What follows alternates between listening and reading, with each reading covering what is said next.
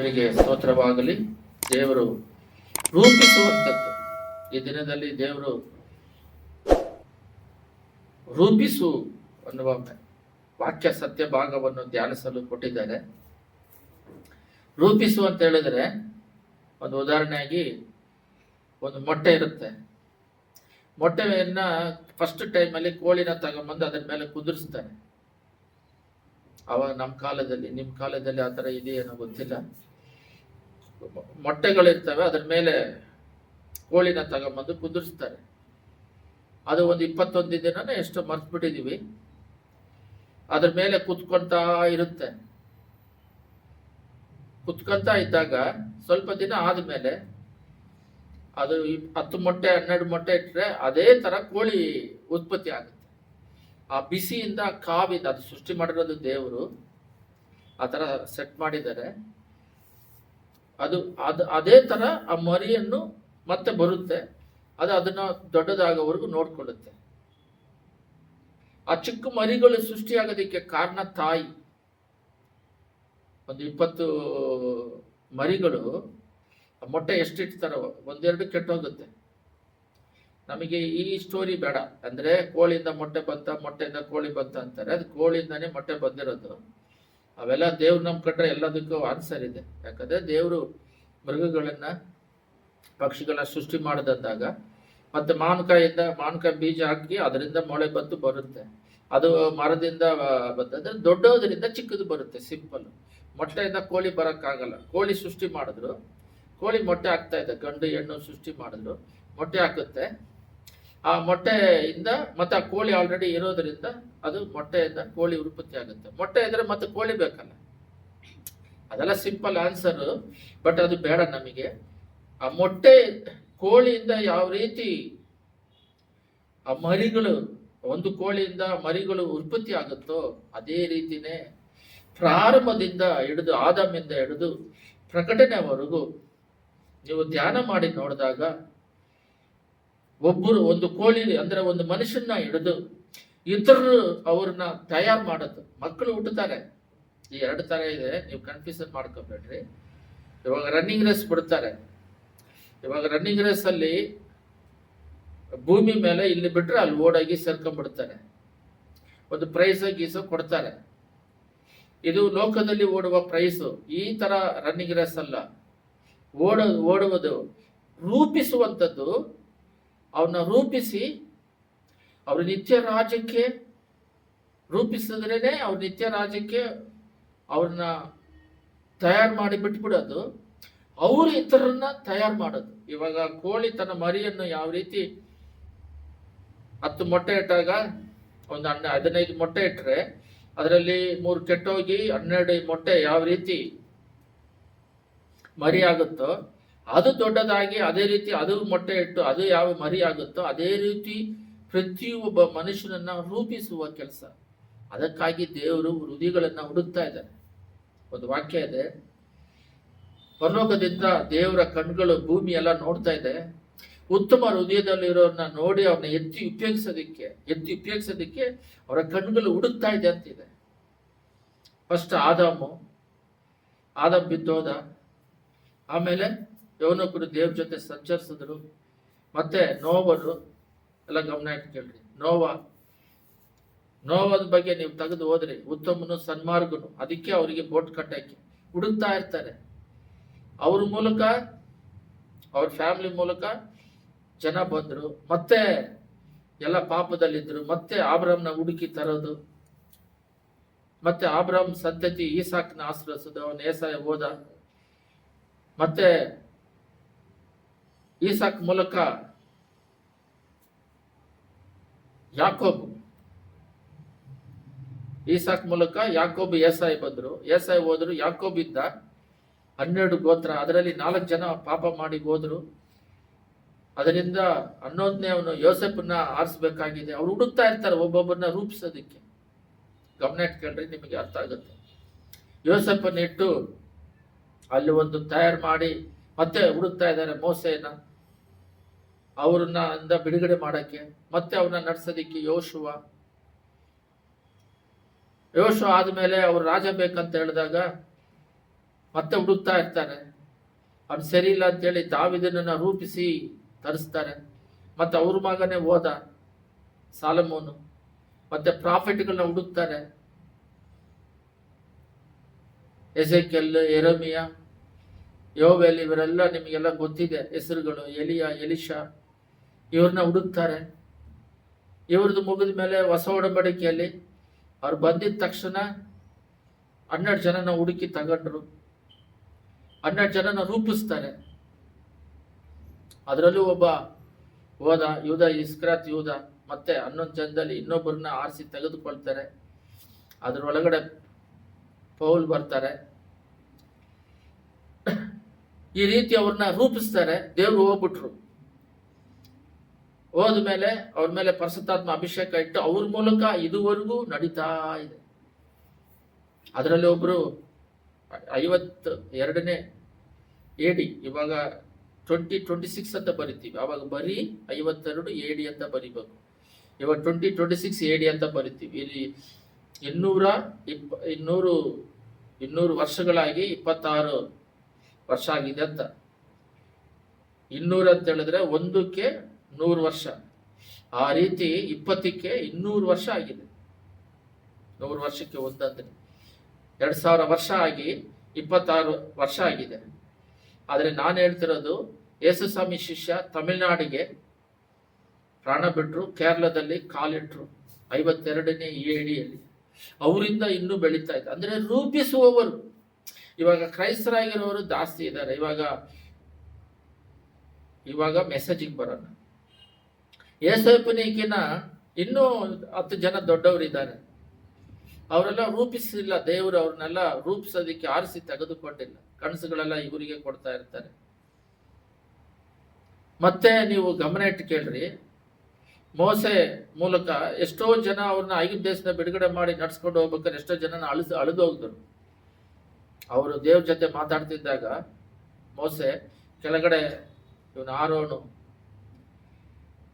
ಒಂದು ಕರುವನ್ನು ಮಾಡಿ ಇದೇ ನಮ್ಮನ್ನ ನಡ್ಸ್ಕೊಂಬಂತ ಹೇಳಿದಾಗ ಅಗ್ನಿಯಿಂದ ಬಹಳ ಜನ ಸತ್ತೋದ್ರು.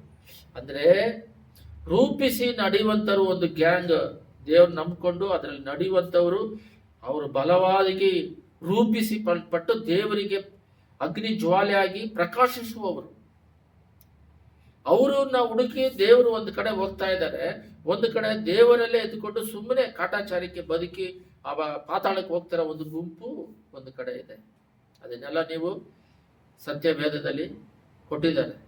ಯಾರೋ ಒಬ್ರು ಪ್ರಶ್ನೆ ಕೇಳಿದ್ರು, ಸತ್ಯವೇದದಲ್ಲಿ ಕೆಟ್ಟದ್ದು ಇದೆ, ಒಳ್ಳೇದು ಆಯ್ತಂದ್ರೆ ಕೆಟ್ಟವರಿಗೆ ಏನ್ ನಡೀತು ಅಂತ ನೋಡ್ರಿ. ಕೆಟ್ಟದ್ದು ಕೊಟ್ಟಿದ್ದಾರೆ ಪರಿಶುದ್ಧ ಗ್ರಂಥ. ದೇವರು ಪರಿಶುದ್ಧರು, ಇದರಲ್ಲಿರೋದೆಲ್ಲ ಪರಿಶುದ್ಧತೆ. ಕೆಟ್ಟವರು, ತಪ್ಪು ಮಾಡಿದವರ ಸಂತತಿಗಳು, ಲೋತನ ಮಕ್ಕಳು ತಂದೆ ಹತ್ರನೇ ಮಾಡ್ಕೊಂಡು ಮಕ್ಕಳನ್ನ ಎತ್ತರು, ಮೋಬೇರು ಅಮ್ಮನಿಯವ್ರಂತ. ಅವರ ಗತಿ ಏನಾಯ್ತು? ಯಾಕಂದ್ರೆ ತಪ್ಪು ಮಾಡಿದ್ರೆ ಅವ್ರ ಸಂತತಿ ಹೆಂಗೆ ಅಳಿದು ಹೋಗುತ್ತದೆ, ಅದನ್ನ ಫಸ್ಟ್ ನಾವು ನೋಡಬೇಕು. ತಪ್ಪು ಇಲ್ಲ ಅಂತ ಹೇಳ್ತಿಲ್ಲ. ಅದರಿಂದ ನಾವು ಪಾಠ ಕಲಿಯೋದು ಏನಂದ್ರೆ, ತಪ್ಪು ಮಾಡಿದವರ ಗತಿ, ಅವರ ಶಾಪ ಪಾಪದಿಂದ ಅಳಿದು ಹೋಗಿರೋದು, ಅವ್ರ ಸಂತತಿಗಳೇ ಇಳಿದಂಗೆ ಮಾಡಿರೋದು, ಒಳ್ಳೆತನದಲ್ಲಿರೋರ ಸಂತತಿಗಳು ಹೆಂಗೆ ಉದ್ಧರಿಸಲ್ಪಡುತ್ತೆ, ಆಶ್ರಯಿಸಲ್ಪಡುತ್ತೆ.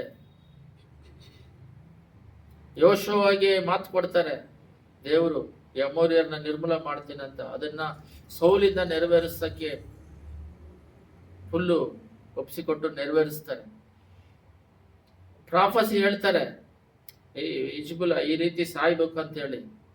ಅದೇ ರೀತಿ ಅವಳು ಮೇಲಿಂದ ದಬ್ಬಲ್ಪಟ್ಟು ಸಾಯ್ತಾಳೆ. ಪಾಪ ಮಾಡಿದವರ ಗತಿ, ದೇವರನ್ನು ಬಿಟ್ಟು ಹೋದವರ ಗತಿ ಏನು ಅಂತ ನೋಡಬೇಕಾಗಿದೆ. ಇವತ್ತು ನಾವು ಬೈಬಲಲ್ಲಿ ನೀವು ಓದೋದ ಹಾಗೆ ಫಿಲಿಪಿಯರ್ 2:20 ತೆಗೆದು ಎಲ್ಲರೂ ತೆಗಿರಿ. ಫಿಲಿಪ್ಪು 2:20 ತೆಗೆದು ಓದ್ರಿ. ಅದರಲ್ಲಿ, ಅವನಾಗೆ ನಿಮ್ಮ ಕಾರ್ಯಗಳನ್ನು ಕುರಿತು ಯಥಾರ್ಥವಾಗಿ ಚಿಂತಿಸುವವರು ನನ್ನ ಬಳಿಯಲ್ಲಿ ಬೇರೆ ಯಾರು ಇಲ್ಲ.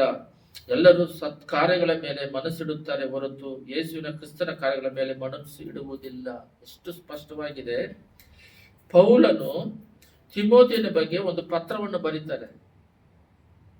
ಪೌಲನು ತಿಮೋತಿಯನ ಬಗ್ಗೆ ಫಿಲಿಪಿಯ ಸಭೆಗೆ ಒಂದು ಪತ್ರವನ್ನು ಬರೀತಾರೆ.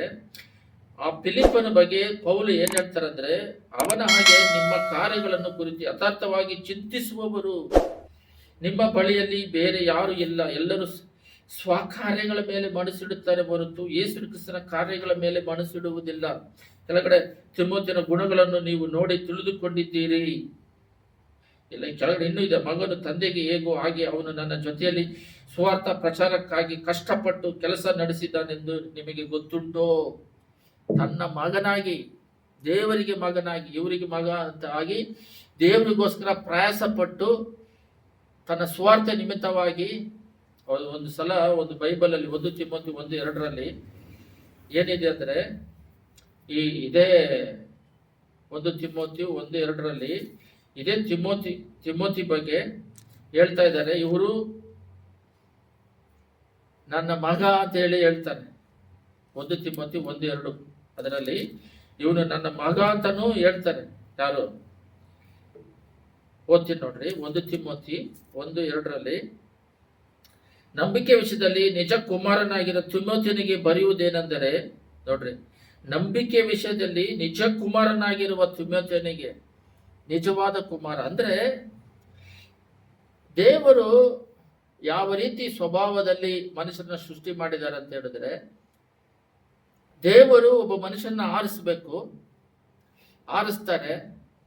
ಆರಿಸಿದ ಮೇಲೆ ಆ ಮನುಷ್ಯನು ದೇವರಿಗಾಗಿ ತನ್ನ ಭಯಭಕ್ತಿಯಿಂದ ನಡೆಯುವಂಥವ್ರನ್ನ, ಇಲ್ಲಿ ಹೊಸ ಒಡಂಬಡಿಕೆಯಲ್ಲಿ ಸೇವಕರಾಗಿ, ಅಪೊಸ್ತಲರಾಗಿ, ಮತ್ತೆ ಪ್ರಾಫಿಟ್ ಆಗಿ, ಈ ರೀತಿಯಾಗಿ ಎವಾಂಜಲಿಸ್ಟ್ ಆಗಿ, ಟೀಚರ್ ಆಗಿ ಎಲ್ಲ ಅವ್ರನ್ನ ಎತ್ತಿ ಉಪಯೋಗಿಸ್ತಾರೆ. ಸಭೆಯಲ್ಲಿ ಅವ್ರನ್ನ ನಿಂದಿರಿಸಿ ಅವರು ಬರ್ತಿರೋರನ್ನ ರೂಪಿಸಿ ಬರುವಿಕೆಗೆ ಸಿದ್ಧ ಮಾಡಬೇಕು. ಒಂದು ಉದಾಹರಣೆ ಹೇಳಿದ್ರೆ ನಿಮಗೆ ಗೊತ್ತಾಗುತ್ತೆ ಅನ್ಸುತ್ತೆ. ಒಂದು ಏಸನ್ನ ಅಂತ ಒಂದು ಆಂಧ್ರದಲ್ಲಿ ಒಂದು ಸೇವಕರು, ಅವರೊಬ್ಬರನ್ನ ಆರಿಸಿ ಅವನ್ನ ರೂಪಿಸಿ ಅವ್ರ ಮೂಲಕ ಅವ್ರ ಶಿಷ್ಯರುಗಳನ್ನ ಏರ್ಪಡಿಸಿದ್ರು. ಬರೀ ವಿಶ್ವಾಸಿಗಳನ್ನಲ್ಲ, ದೇವ್ರನ್ನ ಬೆಂಬಡಿಸುವವರನ್ನಲ್ಲ, ಅವರು ಶಿಷ್ಯರನ್ನ ಏರ್ಪಡಿಸಿ ಆ ಶಿಷ್ಯರುಗಳನ್ನ ಅಲ್ಲಲ್ಲಿ ಸಭೆಗಳನ್ನ ಏರ್ಪಡಿಸಿ ಅಲ್ಲಿ ಒಂದೊಂದು ಶಿಷ್ಯರುಗಳು ಇವ್ರು ತಯಾರು ಮಾಡಿರುವ ಶಿಷ್ಯರುಗಳನ್ನ ಅಲ್ಲಲ್ಲಿ ಇಟ್ಟು, ಇವಾಗ ಅವ್ರು ಇಲ್ಲ, ಆದ್ರೆ ಅದು ನಡೀತಾ ಇದೆ. ಅರ್ಥ ಆಗ್ತಿದೆ. ಅಂಥವ್ರನ್ನ ದೇವರು ಎದುರು ನೋಡ್ತಾ ಇದ್ದಾರೆ. ಒಂದು ಸಮಯ ಸ್ಯಾಕ್ಪೋಲ್ ಅವರು ಇನ್ನೂ ಬದುಕಿದ್ದಾರೆ. ಒಂದು ಸಮಯ ದೇವ್ರ ಕೃಪೆಯಿಂದ ಇನ್ನೂ ಆಯುಸ್ಸು 100 ಮೇಲೆ 150 120ವರೆಗೂ ಬದುಕಲಿ. ಒಂದು ಸಮಯ ಅವರು ಇಲ್ಲದೆ ಹೋದ್ರು ಕೂಡ ಅವರು ಅಲ್ಲಲ್ಲಿ ಸಭೆಗಳಲ್ಲಿ ಎಲ್ಡರ್ಗಳನ್ನ ಇಟ್ಟು ಅವ್ರು ಇಲ್ಲದೆ ಹೋದ್ರು ಕೂಡ ಅದು ಹಂಗೆ ನಡ್ಕೊಂಡು ಹೋಗೋ ತರ ರೂಪಿಸಿದ್ದಾರೆ. ಅದನ್ನೇ ದೇವರು ಮನುಷ್ಯರನ್ನ ರೂಪಿಸುವಂಥದ್ದು. ಅದೇ ದೇವರು ಮನುಷ್ಯರನ್ನ ರೂಪಿಸುವಂಥದ್ದು. ನಿಮಗೆ ಇನ್ನೂ ಅರ್ಥ ಆಗಿಲ್ಲ ಅಂದ್ರೆ ಏಲಿ ತಗೊಳ್ಳಿ. ಏಲಿ ಬಂದ್ಬಿಟ್ಟು ಎಲಿಶನ ಜೊತೆಯಲ್ಲಿ ನೀರು ಒಯ್ತಾ ಇದ್ದ ಅಂತ ನೋಡ್ತೀವಿ. ಎಲಿಶ ಬಂದು ಏಲಿನಿಗೆ ನೀರು ಒಯ್ತಿದ್ದ ಅಂತ ಬೈಬಲ್ ಅಲ್ಲಿ ಇದೆ.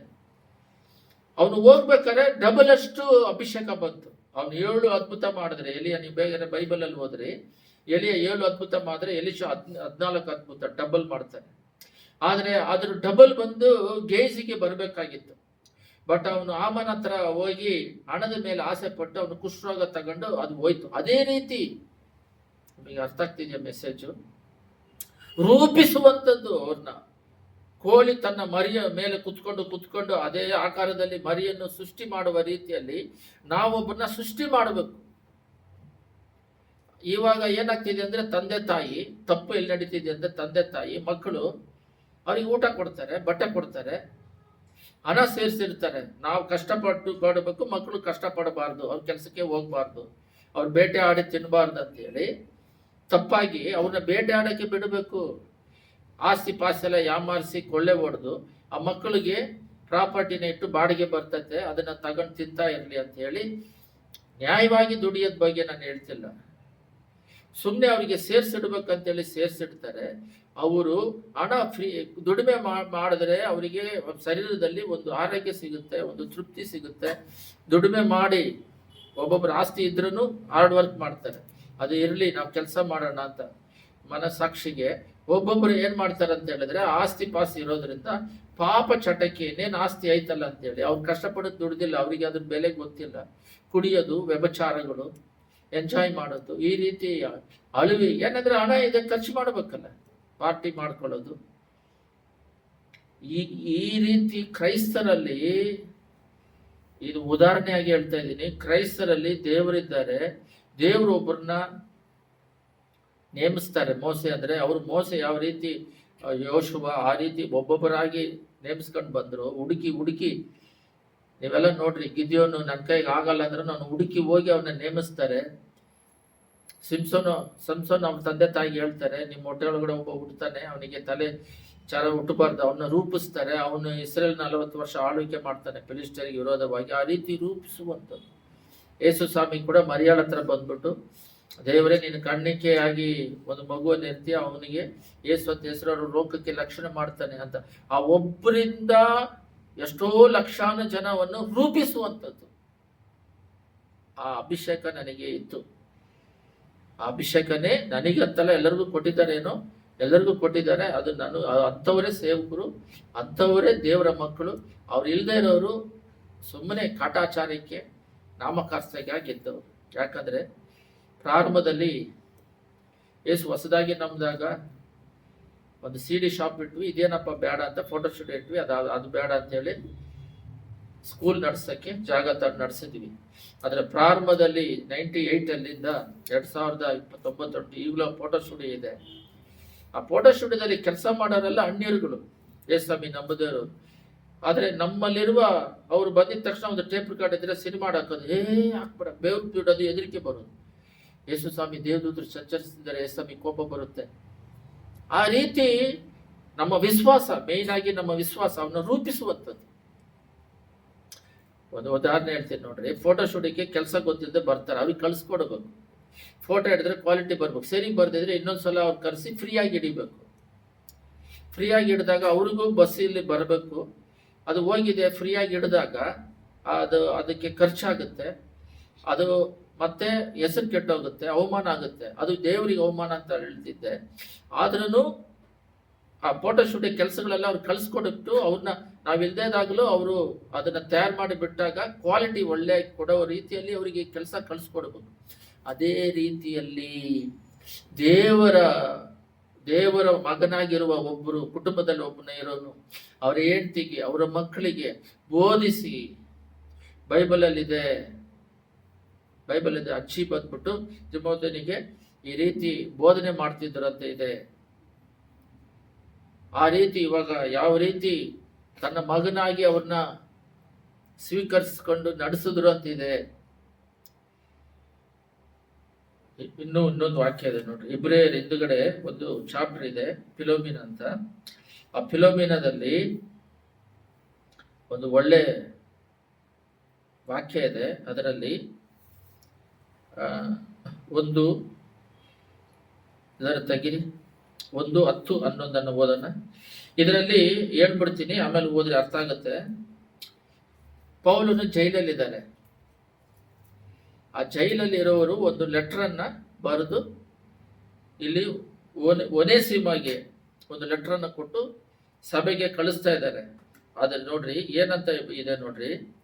ನಾನು ಸೆರೆಯಲ್ಲಿ ಪಡೆದಿರುವ ನನ್ನ ಮಗನಾದ ಒನೇಸಿಮನ ವಿಷಯದಲ್ಲಿ, ಸೆರೆಯಲ್ಲಿ ಜೈಲಲ್ಲಿದ್ದಾಗ ಅವ್ರಿಗೆ ಅಸ್ಟೆಂಟ್ ಆಗಿ ಕೊಟ್ಟಾಗ ಅವನ ಮಗನ ಅಂತ ಹೇಳಿದ್ರೆ ಆತ್ಮೀಕದಲ್ಲಿ ನಡೆಸುವಂಥದ್ದು. ಆತ್ಮೀಕ ಮಗ ಅಂದ್ರೆ ಮಾನಸಿಕವಾಗಿ ಆಸ್ತಿ ಪಾಸಿಗೆ ದುಡ್ಡಿಗೆ ಮಗ ಅಲ್ಲ. ಮಕ್ಕಳಿಲ್ಲ ಅಂತ ಯಾರು ಸಾಕಿದ್ರೆ ಅವರಿಗೆ ಹಕ್ಕು ಬಂದು ಪ್ರಾಪರ್ಟಿಯಲ್ಲಿ ಎಲ್ಲ ಭಾಗ ಬರುತ್ತೆ. ಆ ರೀತಿ ಅಲ್ಲ. ಎಲ್ಲ ಗಮನ ಇಟ್ಟು ಕೇಳ್ರಿ. ಇಲ್ಲಿ ಏನಿದೆ ಅಂತ ಹೇಳಿದ್ರೆ, ಸೆರೆಯಲ್ಲಿ ಮಗ ಅಂದ್ರೆ ಆತ್ಮಿಕದಲ್ಲಿ ಅವ್ರನ್ನ ನಡೆಸಿ ದೇವ್ರ ಮಗನಾಗಿ ಮಾಡಿ ಅವ್ರ ದೇವ ಸೇವಕರಾಗಿ ವೈರಾಗ್ಯ ಉಳ್ಳವರಾಗಿ ನಡೆಯುವಂತವ್ರನ್ನ ತಯಾರು ಮಾಡುವುದಕ್ಕೆ ಮಗ ಅಂತ ಹೇಳ್ತಾರೆ. ನೋಡ್ರಿ 10ನೇದಲ್ಲಿ, ನಾನು ಸೆರೆಯಲ್ಲಿ ಪಡೆದಿರುವ ನನ್ನ ಮಗನಾದ ಒನೇಸಿಮನ ವಿಷಯದಲ್ಲಿ ನಿನ್ನನ್ನು ಬೇಡಿಕೊಳ್ಳುತ್ತೇನೆ. ಒನೇಸಿಮ ಬಂದು ನನ್ನ ಸೆರೆಯಲ್ಲಿ ಮಗನಾಗಿ ಪಡೆದು ಬೇಡಿಕೊಳ್ತೇನೆ. ಅವನು ಮೊದಲು ನಿನಗೆ ಅಪ್ರಯೋಜಕನಾಗಿದ್ದನು. ಮೊದಲು ಬಂದ್ಬಿಟ್ಟು ನಿನಗೆ ಅಂದ್ರೆ ಇದು ಒಂದು ಸ್ಟೋರಿ ತರ ತಪ್ಪು ಮಾಡಿ ಬಂದಿರ್ತಾನೆ. ಇವಾಗ ಅವ್ರ ಹತ್ರನೇ ಏನ್ ಹೇಳ್ತಾನೆ, ಅವನು ಮೊದಲು ತಪ್ಪು ಮಾಡ್ತಾ ಇದ್ದ, ಅವನ್ನ ಅಪ್ರಯತ್ನಾಗಿ ಈಗ ನಿನಗೂ ನನಗೂ ಪ್ರಯೋಜಕನಾಗಿದ್ದಾನೆ. ಎಷ್ಟು ಪರ್ಫೆಕ್ಟ್ ಆಗಿದೆ ನೋಡ್ರಿ. ಇದೆ ಫಸ್ಟ್ ಅಪ್ರೋಜಕನಾಗಿರುವ ಒಂದು ವಸ್ತುವನ್ನು ಅವ್ರ ಕೈಯಲ್ಲಿ ಕೊಟ್ಟಾಗ ಶಿಲ್ಪಿ ಯಾವ ರೀತಿ ಅದನ್ನು ಗಾಂಧಿ ತತ್ತ ಥರ ಶಿಲ್ಪಿಯಾಗಿ ಕೆತ್ತಿಸುವಂತ ಇರ್ತಾರೆ. ಬಂಗಾರ ಕುತ್ತಿಗೆಗೆ ಹಾಕೊಳ್ಳೋಕ್ಕೆ ಯಾವ ರೀತಿ ಬಂಗಾರ ಕೊಟ್ಟು ಅದನ್ನು ಈ ರೀತಿ ಮಾಡ್ರಿ ಅಂತ ಹೇಳಿದಾಗ ಅವ್ರನ್ನ ಅದು ಕೆತ್ತಿ ಅವ್ರಿಗೆ ಕೊಡ್ತಾರೋ ಅದೇ ರೀತಿ ದೇವರ ಹುಡುಕ್ತಾ ಇರ್ತಾರೆ. ಇವಾಗ ಮನುಷ್ಯರು ಹುಡುಕ್ತಾರೆ, ಅವ್ರನ್ನ ಇಟ್ಟಿರ್ತಾರೆ. ಅವರು ಬಂದು ಸಭೆಗೆ ಬರುವವ್ರನ್ನ, ಸಭೆಗೆ ಯಾರಾದರೂ ಬಂದರೆ, ಯಾರಾದರೂ ಒಬ್ರು ಸಭೆಗೆ ಬಂದರೆ ಅವರನ್ನ ರೂಪಿಸಿ ಅವರ ಪರಲೋಕ ರಾಜ್ಯಕ್ಕೆ ನಡೆಸುವಂಥವ್ರು. ಇಲ್ಲಿ ಏನಾಗ್ತಿದೆ ಅಂದರೆ ಸಭೆಗೆ ಬಂದವರು ಸೇವಕರು ಎಲ್ಲ ಸೂರ್ತಿ ರನ್ನಿಂಗ್ ರೇಸ್ ಥರ ಈ ಭೂಲೋಕದಲ್ಲಿ ಓಡಾಡ್ತಿದ್ದಾರೆ ಹೊರತು ಕೋಳಿ ತನ್ನ ಮರಿ ಅದೇ ರೀತಿಯಲ್ಲಿ ರಚಿಸಿ ಸೃಷ್ಟಿಸಿ ಅವ್ರನ್ನ ದೇವರ ಹೋಲಿಕೆಯಾಗಿ ಮಾಡಿ ಪರಲೋಕದಲ್ಲಿ ದೇವರ ಕರದಲ್ಲಿ ಕೊಡೋದು. ಯಾರಾದರೂ ಬಂದು ಗೋಲ್ಡ್ ಕೊಟ್ಟು ಈ ರೀತಿ ನಮಗೆ ಚೈನ್ ಥರ ಈ ರೀತಿ ಒಂದು ಸಿಲುಬೆ ಥರ ಒಂದು ಪ್ಯಾರೆಟ್ ಥರ ಇದನ್ನು ಕೆತ್ತಿಸಿ ಕೊಡ್ರಿ ಅಂದರೆ ಆ ಥರ ಅಂದವಾಗಿ ಕೆತ್ತಿಸಿ ಕಿವಿಯಲ್ಲಿ ಹಾಕೊಳ್ಳೋಕ್ಕೆ ಕುತ್ತಿಗೆಯಲ್ಲಿ ಹಾಕೋಕ್ಕೆ ಕೆತ್ತುತ್ತಾರೆ. ಆ ರೀತಿ ಕೆತ್ತಿ ಕೊಟ್ಟಾಗ ಚೆನ್ನಾಗಿದೆ ಅಂದರೆ ಚೆನ್ನಾಗಿ ಕೆತ್ತಿದೆಯಾ ಅಂತ ಆ ರೀತಿ ಯೇಸು ಸ್ವಾಮಿ ಕೊಟ್ಟಿರೋದನ್ನು ಚೆನ್ನಾಗಿ ಅವ್ರನ್ನ ರೂಪಿಸಿ ಕೊಡಬೇಕು. ಇನ್ನೂ ನಿಮಗೆ ಅರ್ಥ ಆಗಿಲ್ಲ ಅಂತ ಹೇಳಿದ್ರೆ ಹೇಳಿದ್ರು ನಿಜನ ತಪ್ಪ ಗೊತ್ತಿಲ್ಲ, ಬಟ್ ಉದಾಹರಣೆಗೆ ತಗೊಳ್ಳೋಣ. ಪಾಲ್ ಆಂಗಿಚನ್ ಅವರು ಸಭೆ ಅವರು ಎದ್ದು ನಿಂತ್ಕೊಂಡು ಪ್ರಸಂಗ ಮಾಡ್ತಿದ್ರಂತೆ. ಅವ್ರ ಸಭೆಗೆ ಪ್ರಪಂಚದಲ್ಲಿ ದೊಡ್ಡ ಸಭೆ 10 ಲಕ್ಷ ಜನ ಬರ್ತಿದ್ರಂತೆ. 8 ಲಕ್ಷದಿಂದ 10 ಲಕ್ಷ ಜನ. ನಾನು ಸೌತ್ ಕೊರಿಯಾಗೆ ಹೋಗಿದ್ದೆ, ಬಟ್ ಅವ್ರ ಸಭೆಗೆ ಹೋಗಿಲ್ಲ. ಜೋನ್ಯಾನ್ ಅಂತ ಬೇರೆ ಸಭೆಗೆ ಹೋಗಿದ್ದೆ. ಸೋಯಲ್ ಅಂದರೆ ಕ್ಯಾಪಿಟಲ್ ಸಿಟಿ, ಸೌತ್ ಕೊರಿಯಾದ ಕ್ಯಾಪಿಟಲ್ ಸಿಟಿ ಸೋಯಲ್ಗೆ. ಆದರೆ ಅವರು ಮರಣ ಹೊಂದಿದ ಮೇಲೆ ಆ ಸಭೆ ಪೀಸ್ ಆಯ್ತಂತೆ. ಅವ್ರ ವಿಶ್ವಾಸಿಗಳೆಲ್ಲ ಬೇರೆ ಬೇರೆ ಹೋದ್ರಂತೆ. ಆ ಸಭೆಯಲ್ಲಿ ಈ ರೀತಿ ಶಿಷ್ಯಂದ್ರನ್ನ ಯೇಸಸ್ವಾಮಿ ಯಾವ ರೀತಿ ಶಿಷ್ಯಂದ್ರನ್ನ ಮಾಡಿ ಇದುವರೆಗೂ ನಡೀತಾ ಇದೆಯೋ ಆ ರೀತಿ ರೂಪಿಸಿಲ್ಲ. ಆ ರೀತಿ ಅವರು ರೂಪಿಸಿಲ್ಲ. ಆ ರೂಪಿಸದೇ ಇರೋದ್ರಿಂದ ಅದೇನಾಯ್ತು ಅಂತ ಹೇಳಿದ್ರೆ, ರೂಪಿಸದೆ ಹೋಗಿರೋದ್ರಿಂದ ಅದು ಬಿದ್ದೋಯ್ತಂತ ಹೇಳ್ತಾರೆ. ಭಕ್ತಿ ಸಿಂಗ್ ರೂಪಿಸಿದ್ದಾರೆ ಆ ಜಿನ್ನಿಸ್ ರೆಕಾರ್ಡಲ್ಲಿ. ಅವರು ಶಿಷ್ಯಂದ್ರನ್ನ ರೂಪಿಸಿದ್ರು, ಅವರು ಆತ್ಮಗಳನ್ನ ಆದಾಯ ಮಾಡಿದ್ರು. ಶಿಷ್ಯಂದ್ರ ರೂಪಿಸು ಅಂತ ಹೇಳಿದ್ರೆ, ಎಲಿಯ ಪ್ರಾರ್ಥನೆ ಮಾಡಿದ್ರೆ ಆಕಾಶದಿಂದ ಅಗ್ನಿ ಇಳಿದು ಬಂತು. ಅವ್ರು ಅದಕ್ಕಿಂತ ಡೇಂಜರು ಎಲಿಶ. ಅವ್ರು ಅವ್ರನ್ನೆಲ್ಲ ಹಿಡ್ಕೊಂಡು ಬರೋದಕ್ಕೆ ಸೈನ್ಯನೇ ಕಳಿಸಿದ್ರು ಕೂಡ ಕುರುಡಾಗಿ ಮಾಡಿ ಊಟ ಕೊಟ್ಟು ಕಳಿಸೋ ರೀತಿಯಲ್ಲಿ, ಸತ್ತಿರೋರನ್ನ ಎಬ್ಬಿಸುವ ರೀತಿಯಲ್ಲಿ, ಆ ರೀತಿ ಅವರ ಒಂದು ಅಭಿಷೇಕ ಇವರ ಮೇಲೆ ಬಂದು ಇವರು ಇನ್ನೂ ಬಲವಾಗಿ ಕಾರ್ಯ ಮಾಡುವಂಥವ್ರು. ಆದರೆ ಇಲ್ಲಿ ಏನು ನಡೀತಿದೆ ಅಂತ ಹೇಳಿದ್ರೆ, ನೀವು ಗಮನ ಇಟ್ಟು ನೋಡ್ರಿ. ಸಾಮೇಲ್ ಮಕ್ಕಳು ಔಟು. ಎಷ್ಟು ದೊಡ್ಡ ಪ್ರಾಫಿಟ್ ಸಾಮೇಲ್. ಏಲಿ ಮಕ್ಕಳು ಔಟು. ಅಂದರೆ ಯಾಕೆ ದಾವಿದ ಅಂತೀವಿ. ದಾವಿದ ಮಗ ಫಸ್ಟು ಸಾಲಮೋನೇ ಔಟು. ಇಬ್ರಾಯರಲ್ಲಿ ನೀತಿವಂತರ ಸದ್ಯದಲ್ಲಿ ಸಾಲಮೋನ್ ಇಲ್ಲ, ಅವ್ರು ಔಟು. ಯಾಕಂದರೆ ಎಲ್ಲಿ ಅಂದರೆ ಎಲಿಶನ್ ಹತ್ರ ಬರುತ್ತೆ, ಸ್ವಲ್ಪ ಜನಗಳ ಹತ್ರ ಬರುತ್ತೆ. ಮೋಸೆ ಜೋಶುವ ಅವ್ರ ಕರದಲ್ಲಿ ಮಾರನಾಥ್ ಅಂತ ಓಡ್ತಾರೆ. ಓಡ್ತಾ ಇರ್ಬೇಕಾದ್ರೆ ಫಸ್ಟು ಒಬ್ಬರು ಅದನ್ನು ಬೆಂಕಿ, ಫಸ್ಟ್ ಟೈಮ್ ಒಲಿಂಪಿಕ್ ಸ್ಟಾರ್ಟ್ ಆದಾಗ ಅದನ್ನು ಮಾರನಾಥ ಅಂತ ಹೇಳ್ತಾರೆ. ಒಂಥರ ಇಲ್ಲಿ ಮೇಲೆ ಬೆಂಕಿ ಉರಿತಾ ಇರುತ್ತೆ, ಓಡ್ತಾ ಇರ್ತಾರೆ. ಹೋಗಿದ ತಕ್ಷಣ ಅಲ್ಲಿ ಒಬ್ಬ ನಿಂತಿರ್ತಾರೆ, ಟಕ್ಕತ್ ಅವ್ರಿಗೆ ಕೊಡಬೇಕು, ಎಕ್ಸ್ಚೇಂಜ್ ಆಗಿ ಓಡ್ತಾ ಅದು ಬರ್ತಾ ಇರಬೇಕು. ಅದೇ ರೀತಿ ಒಬ್ಬರು ಹೃದಯದಲ್ಲಿ ಬೆಂಕಿಯಾಗಿ ಉರಿತಿರುವ ಅಗ್ನಿ ಜ್ವಾಲೆ ಹಂಗೇ ಸಂತತಿಯಾಗಿ ಹಂಗೇ ಮೇಲಕ್ಕೆ ಹೋಗ್ತಾ ಇರಬೇಕು. ಯಾವಾಗಲೂ ದೇವರ ಅಭಿಷೇಕ. ಅದನ್ನೇ 120 ಜನದ ಮೇಲೆ ಇಳಿದಾಗ ಅಗ್ನಿ ಜ್ವಾಲೆಯಾಗಿ ಪೇತ್ರನು ಸಿಂಹದೋಪಾದಿಯಲ್ಲಿ ಗರ್ಜಿಸಿ ಅವ್ರು 3000 ಅವರು ನಿಮಗೆ ಅರ್ಥ ಆಗ್ತಿದೆಯಾ ಮೆಸೇಜು? ಒಂದು ಬಾಂಬು ಇಲ್ಲಿ ಇಟ್ಟು ಬ್ಲಾಸ್ಟ್ ಮಾಡಿದ್ರೆ, ಒಂದು ರಾಜೀವ್ ಗಾಂಧಿನ ಕೊಲ್ಲೋದಕ್ಕೆ ಒಂದು ಅಮ್ಮ ಲೇಡೀಸು ಶರೀರದಲ್ಲಿ ಪೂರ್ತಿ ಬಾಂಬ್ ಹಾಕ್ಕೊಂಡು ಅವರಿಗೆ ಮಾಲೆ ಹಾಕಕ್ಕೆ ಬಂದಾಗ ಮಾಲೆ ಹಾಕ್ಬಿಟ್ಟು, ಅದು ಪ್ರೊಟೆಕ್ಷನ್ ಸರಿ ಇಲ್ಲ ಅಂತೇಳಿ ಹೇಳ್ಬೋದು, ಹಾಕ್ಬಿಟ್ಟು ಈಗ ಬಗ್ಗೆ ಅವ್ರ ಕಾಲಿಗೆ ನಮಸ್ಕಾರ ಮಾಡ್ಬೇಕಾದ್ರೆ ಇಲ್ಲಿ ಬಟನ್ ಇಟ್ಕೊಂಡಿದ್ರೆ, ಇಲ್ಲಿ ಹಿಂದ್ಗಡೆ ಬೆನ್ನಿಗೆ ಬಾಂಬ್ ಇಟ್ಟಿದ್ರೆ ಬ್ಲಾಸ್ಟ್ ಆಯಿತು. ಸರಿ, ಬ್ಲಾಸ್ಟ್ ಆದರೆ ಆ ಅಮ್ಮ ಒಬ್ಬರು ತಾನೇ ಬ್ಲಾಸ್ಟ್ ಆಗಬೇಕು. ಆ ಬಾಂಬು ಇರೋದು ಇಷ್ಟು, ಆ ಬಾಂಬು ಸರಿ ಇಷ್ಟು ದೊಡ್ಡದು ಇಟ್ಕೊಂಡ್ರೆ ಬಾಂಬ್ ಬ್ಲಾಸ್ಟ್ ಆದರೆ ಆ ಬಾಂಬ್ ಬಂದು ಅವರು ರಾಜೀವ್ ಗಾಂಧಿನ ಕೊಂದು ಪೀಸ್ ಆಗಿ ಶರೀರೆಲ್ಲ ಆಗಿ ಅವರಿಂದ ಇನ್ನೊಬ್ಬರಿಗೆ ಹೋಗಿ ಎಲ್ಲ ಡೆತ್ ಆದರು. ಒಬ್ಬರನ್ನ ಮೇಲೆ ಅಟ್ಯಾಕ್ ಮಾಡಿದ್ರು ಕೂಡ ಅದು ಒಬ್ಬೊಬ್ಬರಿಗೆ ಹೋಗಿ ಒಂದು 20 ಜನ 30 ಜನ ಅಂತ ಹೇಳಿ ಇಟ್ಕೊಳ್ಳೋಣ, ಅಷ್ಟು ಜನನೂ ಮರಣ ಹೊಂದಿದೆ. ಆ ಒಂದು ಬಾಂಬು ಅದು ಬಂದು ಕೆಟ್ಟದಕ್ಕೆ ನೀವು ತಗೋಬೇಡ್ರಿ, ಒಳ್ಳೇದಕ್ಕೆ ತಗೊಳ್ರಿ. ಆ ಬಾಂಬ್ ಥರ ನಾವು ಎಲ್ಲಾದರೂ ಹೋದರೆ ನಮ್ಮ ಮೂಲಕ ಬೇರೆಯವರೆಲ್ಲ ಅಗ್ನಿ ಜ್ವಾಲೆಯಾಗಿ ಆ ಗ್ರಾಮದಲ್ಲಿ ಹೋಗಿ ಸುವಾರ್ತೆ ಹೇಳಿದ್ರೆ ಬೆಂಕಿ ಇಟ್ಬಿಟ್ಟು ಬಂದ್ಬಿಡ್ಬೇಕು. ಅಂದರೆ ಸತ್ತಿರೋರೆಲ್ಲ ಎದ್ದೇಳ್ತಾರೆ, ದೆವ್ವಗಳೆಲ್ಲ ಓಡುತ್ತೆ. ಒಂದ್ಸಲ ಒಂದು ಸೇವಕರು ಪ್ರೇಯರ್ ಮಾಡ್ತಿದ್ದಾಗ ದೆವ್ವಗಳೆಲ್ಲ ಬೀಳ್ತಾ ಇತ್ತು. ನನಗೂ ಅಭಿಷೇಕ ಬೇಕಂತಿದ್ದೆ. ಅದೇ ರೀತಿ ನಾನು ಕೂಡ ಪ್ರೇಯರ್ ಮಾಡಿದಾಗ ದಪ್ಪದ ಬೀಳ್ತಾ ಇತ್ತು. ಆ ರೀತಿ ಆತ್ಮಿಕದಲ್ಲಿ ಬೆಳೆದು ಫಲ ಕೊಡುವ ಒಂದು ದಾಗ ವಾಂಛೆಯಾಗಿ ತಯಾರು ಮಾಡುವಂಥದ್ದು. ಇದಕ್ಕೆ ಬೈಬಲ್ ಸ್ಟಡಿ ಅಂತ ಇಟ್ಟಿದ್ದಾರೆ. ಇದು 3 ವರ್ಷ ಇಟ್ಟಿದ್ದಾರೆ. ಅದು ಬಂದು ಇವಾಗೆಲ್ಲ ಸತ್ತೋಗಿದೆ. ಸರ್ಟಿಫಿಕೇಟಿಗೋಸ್ಕರ ಅವ್ರನ್ನ ತಯಾರು ಮಾಡೋದಂತೆಲ್ಲ ತಿಳ್ಕೊಳ್ಳೋಕ್ಕೆ ನಾಲೆಡ್ಜ್ ಅಂತ ಹೇಳ್ತಾರೆ. ಅದೆಲ್ಲ ಅಭಿಷೇಕದ ಟ್ರೈನಿಂಗ್. ಅವಸರ ಮಿನಿಸ್ಟ್ರಲ್ಲಿ 1 ತಿಂಗಳು ಇಡ್ತಾರೆ, ಆಗಸ್ಟಲ್ಲಿ 1 ತಿಂಗಳು. ಒನ್ ಟೈಮ್ ನಾನು ಮೀಟಿಂಗಿಗೆ ಡೇಟ್ ಕೇಳಕ್ಕೆ ಹೋದಾಗ ಅವರಲ್ಲಿ ನಡೀತಾ ಇತ್ತು. ನಾನು ಪಕ್ಕದಲ್ಲಿ ಕುತ್ಕೊಂಡು ಸ್ಟೂಲ್ ಮೇಲೆ ಕುತ್ಕೊಂಡು ಕೇಳಿದ್ರೆ, ಇದುವರೆಗೂ ಟಿ ವಿಯಲ್ಲೋ ಎಲ್ಲೋ ಪ್ರಸಂಗ ಮಾಡಿದ್ದು ನಾನು ಕೇಳಿಲ್ಲ. ಅಲ್ಲೊಂದು ಸೇವಕರು ಅಲ್ಲಿ ಪ್ರಸಂಗ ಮಾಡ್ತಿದ್ರು, ಅವ್ರನ್ನ ರೂಪಿಸುವಂಥದ್ದು ಕೇಳ್ರಿ. ಅವರಲ್ಲಿ ಮಾತಾಡ್ತಿರ್ಬೇಕಾದ್ರೆ, ನೋಡ್ರಿ ನೀವು ಸೇವಕರಾಗಿ ಆದಮೇಲೆ ಬಲೆ ಆಗ್ತೀರ. ಅವ್ರು ಮಾತಾಡಿದ್ದು ಇನ್ನೂ ಜ್ಞಾಪಕ ಇದೆ ನೋಡ್ರಿ. ನಾನು 2004ರಲ್ಲಿ ಅನ್ನೋದು ಮೀಟಿಂಗ್ ಡೇಟ್ ಕೇಳಿ ಅವ್ರನ್ನ ಮೀಟಿಂಗ್ ಮಾಡೋದಕ್ಕೆ ಅವ್ರ ಹಿಂದೆ ಹೋಗ್ತಾ ಇದ್ದೆ. ಡೇಟ್ ಕೆಳಗೆ ಹೋಗಿದ್ದೆ ಗುಂಟೂರಿಗೆ. ಅಲ್ಲಿ ಸೆಮಿನಾರ್ ಅಂತ ಹೇಳ್ತಾರೆ, 1 ತಿಂಗಳ ಸೆಮಿನಾರ್ ಅಂತ. ಅವ್ರನ್ನ ರೂಪಿಸುವಂಥದ್ದು ಟ್ರೈನಿಂಗ್ ಮಾಡಿ ಬಿಟ್ಬಿಡ್ತಾರೆ. ಆಮೇಲೆ ಮನೆಗೆ ಹೋಗಿ ಸೇವಕರು ದೇವರು ಮಾತಾಡಿದ್ರೆ ಅವ್ರು ಮತ್ತೆ ಸೇವೆಗೆ ಬಂದರೆ ಕರ್ಕೊಂತಾರೆ. ಅಲ್ಲಿ ನೀವು ಬಲೆ ಹಾಕ್ತೀರಾ, ಮೀನು ಬರಲ್ಲ. ಇನ್ನೊಂದ್ಸಲ ಹಾಕ್ತೀರಾ, ಮುಳ್ಳು ಬರುತ್ತೆ. ಇನ್ನೂ ಜ್ಞಾಪಕ ಇದೆ ನೋಡ್ರಿ, ಮುಳ್ಳು ಬರುತ್ತೆ ಅಂತೇಳಿ ನೀವು ನಿಂದಿರಿಸಬಾರ್ದು.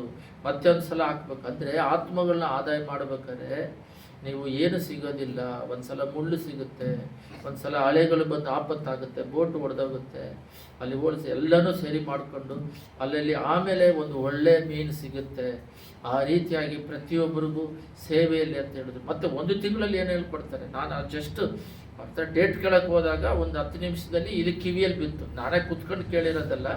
ಅಲ್ಲಿ ಅವ್ರು ಪಾಸ್ಟರ್ ಸೆಮಿನಾರ್ ಮಾಡ್ತಿದ್ದಾಗ ಪಕ್ಕದಲ್ಲಿ ಸ್ಟೂಲಲ್ಲಿ ಕುತ್ಕೊಂಡಿರು, ಅವ್ರನ್ನ ಕರೆಸ್ತೀವಿ, ಆಮೇಲೆ ಹೋಗಿ ಮಾತಾಡಂತ ಹೇಳಿದಾಗ ನಾನು ಅಲ್ಲಿ ಕುತ್ಕೊಂಡಿದ್ದಾಗ ಗುಂಟೂರಲ್ಲಿ ಈ ಸೆಮಿನಾರ್ ಮಾಡಿದಾಗ ಆ ಒಂದು ಟೈಮಿಗೆ ಆ ರೀತಿ ಅವರು ಟ್ರೈನಿಂಗ್ ಕೊಟ್ಟು ಮಾತಾಡ್ತಿರ್ಬೇಕಾದ್ರೆ ಇನ್ನೂ ಅವರು 31 ದಿನ ಇದೆ. ಯಾವ ರೀತಿ ಅವ್ರನ್ನ ರೂಪಿಸ್ತಾರೆ ನೋಡ್ರಿ. ಬೈಬಲ್ ಟ್ರೈನಿಂಗ್ ಮಾಡಿದವರೆಲ್ಲ ಯಾರು ಸೇವೆ ಮಾಡ್ತಿಲ್ಲ. ಆದರೆ ತಪ್ಪಾಗಿ ಹೇಳ್ತಿಲ್ಲ, 2 ಥರ ಇದೆ. ಅಭಿಷೇಕದಲ್ಲಿ ಅವರನ್ನು ತುಂಬಿಸಿ 1 ತಿಂಗಳು ಮಾಡಿ ಟ್ರೈನಿಂಗ್ ಕೊಟ್ಟು ತುಂಬಿಸಿ ಅವ್ರನ್ನ ನಡೆಸೋದಕ್ಕೂ, ಅಭಿಷೇಕದಿಂದ ಅವ್ರನ್ನ ರೂಪಿಸೋದಕ್ಕೂ, ಬರೀ ಬೈಬಲಲ್ಲಿರೋದನ್ನು ಹೇಳ್ತಾರೆ. ಅದು ಬೈಬಲಲ್ಲಿ ಓದಿದ್ರೆ ಏನು ಅರ್ಥ ಆಗಲ್ಲ. ಅದು ಒಂದು ಹೋಲಿ ಸ್ಪಿರಿಟ್ ನಮ್ಮಲ್ಲಿದ್ದು ಓದಿದಾಗ ಅದರಲ್ಲಿ ಹಿಂದುಗಡೆ ರಹಸ್ಯಗಳನ್ನು ಬಯಲ್ಪಡಿಸ್ತಾರೆ. ಆ ರೀತಿ ಓದಿದ್ರೆ ಮಾತ್ರನೇ ಸೇವೆ ಮಾಡೋಕ್ಕೂ ಆಗುತ್ತೆ. ಅಭಿಷೇಕ ಆತ್ಮ ದಾಗದಿಂದನೇ ಸೇವೆ ಮಾಡೋಕ್ಕಾಗುತ್ತೆ. ಬೈಬಲ್ ಓದ್ಬಿಟ್ಟು ಟ್ರೈನಿಂಗ್ ತಗೊಂಡು ಸೇವೆ ಮಾಡೋಕ್ಕಾಗಲ್ಲ. ಇದು ಆತ್ಮ ಭಾರಕ್ಕೆ ಸಂಬಂಧಪಟ್ಟಿತ್ತು, ತ್ಯಾಗಕ್ಕೆ ಸಂಬಂಧಪಟ್ಟಿತ್ತು, ಕಷ್ಟಕ್ಕೆ ಸಂಬಂಧಪಟ್ಟಿತ್ತು. ಊಟ ಇರುತ್ತೆ, ಊಟ ಇಲ್ಲ, ಈ ಟ್ರೈನಿಂಗ್ ಬೇಕಾಗಿದೆ. ಊಟ ಇಲ್ದಿದ್ರು, ಊಟ ಇದ್ರೂ, ಹೊಡೆದ್ರೂ ಬಡಿದ್ರೂ ಸ್ಪಿರಿಚುವಲ್ ಟ್ರೈನಿಂಗ್ ಬೇಕಾಗಿದೆ. ಆ ಟ್ರೈನಿಂಗ್ ಮುಖ್ಯ. ಅದು ಇದೆ. ವಸನ ಮಿನಿಸ್ಟ್ರಿಯಲ್ಲಿದೆ. ಸೇವಕರು 3 ತಿಂಗಳು ಟ್ರೈನಿಂಗ್ ಕೊಡ್ತಾರೆ.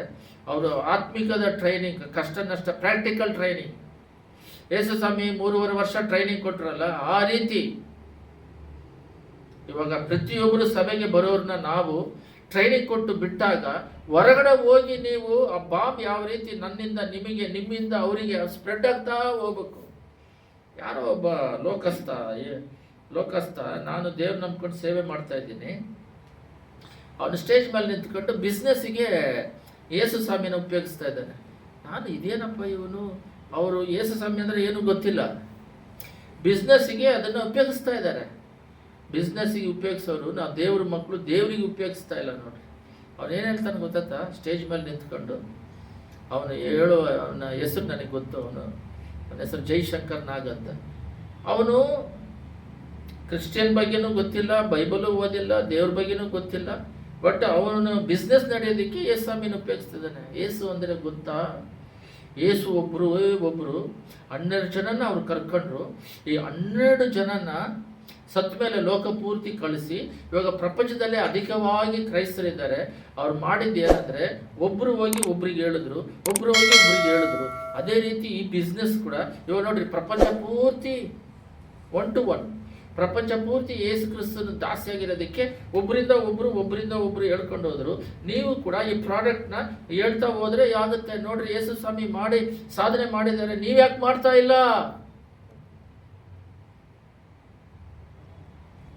ಪ್ರಾಡಕ್ಟ್ಗೆ ಯೇಸು ಸ್ವಾಮಿ ಆತ್ಮಿಕದಲ್ಲಿ ಬೆಳೆಯೋದಕ್ಕೆ ಉಪಯೋಗಿಸೋದನ್ನ ಲೋಕಸ್ಥನಿಗೆ ಅವ್ರು ಯಾರೋ ಹೇಳಿದ್ದಾರೆ, ಅದನ್ನು ಬಿಸ್ನೆಸ್ಸಿಗೆ ಉಪಯೋಗಿಸ್ತಾ ಇದ್ದಾರೆ. ಅವ್ರಿಗೆ ಬೇಕಾಗಿರೋ ಥರ ಅವ್ರನ್ನ ಉಪಯೋಗಿಸ್ಕೊಂತಾರೆ. ಅಂದರೆ ಮೋಟಿವೇಶನ್ ಮಾಡೋದು. ಯೇಸು ಸ್ವಾಮಿ ಒಬ್ಬರು ಬಂದು 12 ಜನ ಮಾಡಿದ್ರು. 12 ಜನ ಲೋಕದಲ್ಲಿ ಇರುವ ಜನಗಳನ್ನೆಲ್ಲ ದೇವ್ರ ಕಡೆ ತಿರುಗಿಸಿ, ಲೋಕದಲ್ಲಿ ಇವಾಗ ಸೆಲ್ಫೋನಲ್ಲಿ ಹೊಡೆದ್ರೆ which reach highest in the world ಅಂತ ಕ್ರಿಶ್ಚಿಯನ್ ಅಧಿಕವಾಗಿ ಬರುತ್ತಿದೆ. ಕಾರಣ 12 ಜನ ಎಷ್ಟು ಜನಗಳನ್ನ ದೇವ್ರ ಕಡೆ ನಡೆಸಬೇಕಾದ್ರೆ ನಾವ್ಯಾಕೆ ಈ ಪ್ರಾಡಕ್ಟ್ನ ಮಾರಬಾರದು? ಯೇಸು ಸ್ವಾಮಿ ನಂಬಿ ಪ್ರಾಡಕ್ಟ್ ಮಾರಕ್ಕೆ ಮಾಡಿದ್ರೆ, ನಿಜವಾಗಿ ಯೇಸು ಸ್ವಾಮಿ ನಂಬಿರುವ ಇಂಡಿಯಾ ದೇಶದಲ್ಲಿ ಯೇಸು ಸ್ವಾಮಿ ಹರಿದೇ ಇರೋರು ಎಷ್ಟು ಜನ ಇದ್ದಾರೆ? ನಾವ್ಯಾಕೆ ಈ ಥರ ಮಾಡಬಾರ್ದು? ಇನ್ನೂ ಅರ್ಥ ಆಗಲಿಲ್ಲ ಅಂದರೆ ಇನ್ನೊಂದು ಉದಾಹರಣೆ ದೇವರು ಪ್ರೇರೇಪಿಸ್ತಾ ಇದ್ದಾನೆ. ಕೋವಿಡ್ ಗೊತ್ತಾ? ಆ ಕೋವಿಡ್ ಬಂದು ಒಂದು ರೋಗ, ಅದುವೇ ಯೇಸು ಸ್ವಾಮಿ. ಆ ರೋಗ ಯಾವ ರೀತಿ ಹೇಳ್ತೀನಿ. ರೋಗ ಬಂದು ಒಬ್ಬರಿಂದ ಒಬ್ಬರಿಗೆ ಹರಡುತ್ತೆ. ಗಂಡ ಹೆಂಡತಿನ ಬೇರ್ಪಡಿಸ್ಬಿಡ್ತು, ಮಕ್ಕಳನ್ನ ಬೇರ್ಪಡಿಸ್ಬಿಡ್ತು, ಜನಗಳನ್ನ ಬೇರ್ಪಡಿಸ್ಬಿಡ್ತು. ಕೋವಿಡ್ ಬಂದರೆ ಒಬ್ಬರಿಂದ ಒಬ್ಬರಿಗೆ ಹರಡುತ್ತೆ. ಹರಡೋದನ್ನ ನಾವೇನು ಮಾಡಬೇಕು? ಅದು ಕೆಟ್ಟದ್ದನ್ನ ಒಳ್ಳೇದಕ್ಕೆ ಹೇಳ್ತಾ ಇದ್ದೀನಿ. ಯಾವ ರೀತಿ ಅದು ಬೇರ್ಪಡಿಸುತ್ತೋ, ಒಬ್ಬರಿಂದ ಒಬ್ಬರಿಗೆ ಹರಡುತ್ತೋ, ಅದೇ ರೀತಿ ಯೇಸು ಸ್ವಾಮಿ ನಿನ್ನಲ್ಲಿದ್ದರೆ ಇನ್ನೊಬ್ಬರಿಗೆ ಹರಡಬೇಕು, ಅವರಿಂದ ಅವರಿಗೆ ಹರಡಬೇಕು, ಅವರಿಂದ ಅವರಿಗೆ ಹರಡಬೇಕು. ಅದೇ ಉದಾಹರಣೆಗೆ ಕೋವಿಡ್ ಎಲ್ಲಿ ಹರಡ್ತಾ ಇದೆ? ಹರಡೋದಿಲ್ಲ, ಮಾಡೋದಿಲ್ಲ, ಏನಿಲ್ಲ. ಯೇಸು ಸ್ವಾಮಿ ನಂಬಿದ ತಕ್ಷಣ ಸ್ವಾರ್ಥಕ್ಕಾಗಿ ಜೀವಿಸ್ಬಿಡೋದು, ಆಮೇಲೆ ಹೊಡ್ತಾ ತಿಂತಾ ಇರೋದು. ಅವರ ಪರ್ಸನಲಿಗೂ ಆತ್ಮ ನಷ್ಟಪಡುತ್ತೆ. ಒಬ್ಬ ದೇವ್ರು ನಂಬ್ಕೊಂಡ್ರೆ ಅವ್ರ ಹೆಂಡತಿಗೆ ಪ್ರಯೋಜನ, ಅವರಿಂದ ಮಕ್ಕಳಿಗೆ ಪ್ರಯೋಜನ, ಆ ಮಕ್ಕಳಿಂದ ಸಭೆಗೆ ಪ್ರಯೋಜನ, ಸಮಾಜಕ್ಕೆ ಪ್ರಯೋಜನ. ಸ್ಕೂಲ್ ಇದ್ದರೆ ಸ್ಕೂಲು, ಕಾಲೇಜ್ ಇದ್ದರೆ ಕಾಲೇಜು, ಅಕ್ಕದ ಪಕ್ಕದ ನೈಬರಿಗೆ ಪ್ರಯೋಜನ, ಎಲ್ಲದಕ್ಕಿಂತ ರಿಲೇಷನ್ಗೆ ಪ್ರಯೋಜನ. ರಿಲೇಷನ್ ಟೈಮಲ್ಲಿ ಈಸಾಗಿ ಕಂಡುಹಿಡಿತಾರೆ. ಬಟ್ ಇವರು ಆ್ಯಕ್ಟಿಂಗ್ ಮಾಡ್ಕೊಂಡು ಕೂತ್ಕೊಂಡಿರ್ತಾರೆ. ನಾನು ಭಾಳ ಜನ ನೋಡಿದ್ದೀನಿ. ಆ ಪರ್ಸನಲಿಟಿಯನ್ನು, ಅವರ ಒಂದು ದೇವರನ್ನು ತೋರಿಸೋದಕ್ಕಿಂತ ನಾವು ದೇವರಲ್ಲಿ ನಾವು ಇರೋಣ. ನಮ್ಮ ನೋಡಿದವರು ದೇವ್ರನ್ನ ನೋಡಲಿ, ಸಾಕ್ಷಿಯಾಗಿರೋಣ.